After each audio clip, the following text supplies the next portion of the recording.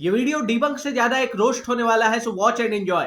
वो एक डांस करता था। मुझे आज तक समझ में नहीं आया कि वो एक्सरसाइज है कि डांस है। अब इन्हीं की स्टेटमेंट हम इन्हीं पे अप्लाई कर देते हैं। वो राजीव दीक्षित मर गया, भला वो भगवान का उसको बुला लिया, अच्छा नहीं लगा ना सुनने में, लगना भी नहीं चाहिए क्योंकि बहुत ही इनसेंसिटिव स्टेटमेंट है। मरे हुए लोगों के लिए हम ऐसी चीजें नहीं बोलते हैं, ठीक है। तो अगर माइकल जैक्सन इंडियन नहीं है तो तुम उसका मजाक उड़ा रहे हो, अगर वो इंडियन होता तो तुम्हें बहुत बुरा लग जाता, जैसा तुम्हें इस स्टेटमेंट पे लग रहा होगा कि ऐसे कैसे तुम राजीव दीक्षित को बोल रहे हो।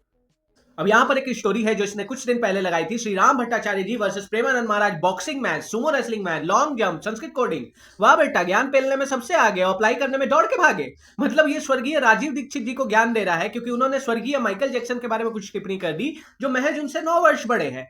लेकिन खुद ये दो ऐसे व्यक्तित्व पे अभद्र टिप्पणी कर रहा है जो इसके पेरेंट्स नहीं, ग्रैंड पेरेंट्स के उम्र के हैं। साथ ही साथ दोनों के दोनों बेचारे डिसेबल हैं और दोनों में से एक ऐसा व्यक्तित्व है जिससे देश विदेश से बड़े बड़े लोग मिलने आते हैं। तो तुम्हें समझ में आ रहा है इसका मॉरल, एथिक्स, नास्तिकता, आस्तिकता, भगवान, विज्ञान किसी से कोई लेना देना नहीं है। ये ईगो में पागल हुआ एक नार्सिसिस्ट से ज्यादा कुछ भी नहीं है, जिसे लगता है कि भैया इवोल्यूशन से अगर किसी को बुद्धि मिली तो तारे जमीन पर के सेट से भागे ईशान अवस्थी को मिली और किसी को नहीं। और कहीं ना कहीं मैं भी इस बात को सत्य मानता हूं क्योंकि इवोल्यूशन के इतने सालों बाद ये एक अकेला ऐसा व्यक्ति हमारे पास बचा है जिसकी शक्ल आज भी बंदर से। अब तुम बोलोगे कि निर्भय भाई ये कूल बनने के लिए ऐसी चीजें बोल जाता है। नहीं यार, जब इंसान का आधा दिन बाथरूम में बीतेगा तो सबकॉन्शियस माइंड में गूही तो बसा होगा ना।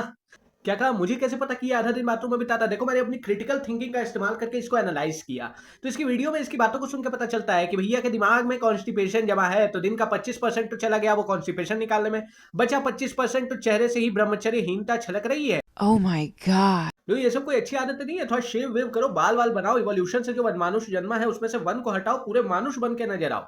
और कोई कहेगा कि निर्भय भाई इतने पर्सनल क्यों हो रहे हो? इसलिए ताकि ईशान भाई को समझा सकूं कि नास्तिक होना आपका हक है, नास्तिकता पे वीडियो बनाना आपका हक है।